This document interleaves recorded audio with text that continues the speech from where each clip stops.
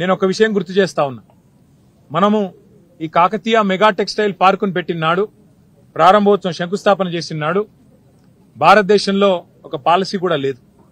మనకు మీరు గమనిస్తే పక్కనే ఉండే శ్రీలంక, ఇటు పక్కనే ఉండే బంగ్లాదేశ్ ఇవాళ వస్త్రాల ఉత్పత్తిలో భారతదేశం కంటే ఎన్నో రెట్లు, భారతదేశం మొత్తం 4% మాత్రమే టెక్స్టైల్ ఉత్పత్తి అవుతుంటే ఇవాళ పక్కనే ఉండే శ్రీలంకలో 8%, అట్లాగే పక్కనే ఉండే బంగ్లాదేశ్ లో 7%, చైనాలో 34% ఇవాళ వస్త్రం ఉత్పత్తి అవుతా ఉన్నది. టెక్స్టైల్ ఇండస్ట్రీ అక్కడ అంత బలంగా నిలదొక్కున్నది. ఆ పరిస్థితి మారాలి, మన తెలంగాణ టెక్స్టైల్ కు ఒక హబ్ గా తయారు కావాలి అనే ఒక విజన్ తో కేసీఆర్ గారి నాయకత్వంలో కాకతీయ మెగా టెక్స్టైల్ పార్కును ఇక్కడ వరంగల్లో ఏర్పాటు చేయడం జరిగింది. నాకు చాలా సంతోషంగా ఉంది. ఇవాళ మరి ఈ 2-3 పరిశ్రమలు ఆనాడు మనం తీసుకొచ్చినవి ఇవాళ ఇంకా తొందరగా ఉత్పత్తి పూర్తి చేసి మొత్తం పూర్తి స్థాయిలో మరి విస్తరిస్తే 30-40 వేల మందికి ఇక్కడనే ప్రత్యక్ష ఉపాధి అవకాశాలు, పరోక్షంగా దానికి రెట్టింపు దొరికే అవకాశం ఉంటుంది. పరిశ్రమ ఈ ప్రాంత రూపురేఖలే మార్చే అవకాశం కూడా ఉంటుంది.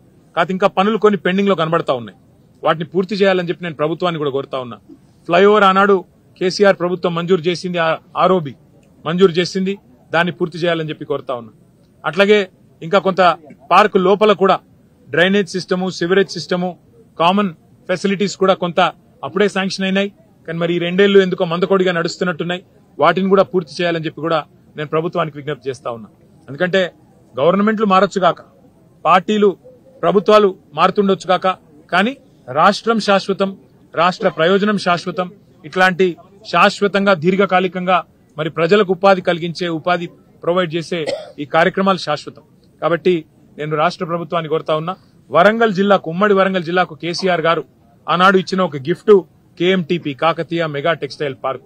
దీన్ని పూర్తి స్థాయిలో వినియోగంలోకి తీసుకొని రావాల్సిందిగా కాంగ్రెస్ ప్రభుత్వాన్ని కోరుతూ, దానికి మా పార్టీ తరఫున కూడా ప్రధాన ప్రతిపక్షంగా ఎప్పటికప్పుడు మా సహకారం కూడా అందిస్తామని చెప్పి తెలియజేస్తూ, స్థానిక ప్రజాప్రతినిధులు కూడా తప్పకుండా ఇందులో ఉపాధి అవకాశాల విషయంలో చొరవ తీసుకోవాలి. స్థానికులకే ఉపాధి అవకాశాలు దొరికే విధంగా కేసీఆర్ గారు ఆనాడు ఏదైతే మరి ఈ కార్యక్రమాన్ని రూపకల్పన చేసినారో, దాదాపు 1500-1600 ఎకరాల్లో మేము ఒరిజినల్ గా ఈ కార్యక్రమాన్ని డిజైన్ చేయడం జరిగింది. తదనంతరం కేంద్ర ప్రభుత్వం కూడా దీని నుండి స్ఫూర్తి పొంది కాకతీయ మెగా టెక్స్టైల్ పార్కు నుండి పిఎం మిత్ర అనే ఒక స్కీమ్ కూడా మనం 2017లో ఇక్కడ శంకుస్థాపన చేస్తే ఒక 4 ఏళ్ల తర్వాత పిఎం మిత్ర అనే కార్యక్రమం వాళ్ళు కూడా తీసుకొచ్చినారు. చాలా సంతోషం. ఇవాళ తెలంగాణ ఆచరిస్తుంది, దేశం అనుసరిస్తుంది అనే పద్ధతిలో, what Telangana does today India does tomorrow అనే పద్ధతుల్లో మనం పెట్టిన కాకతీయ మెగా టెక్స్టైల్ పార్కు ఇవాళ భారతదేశానికి ఆదర్శంగా నిలబడడం చాలా చాలా సంతోషం.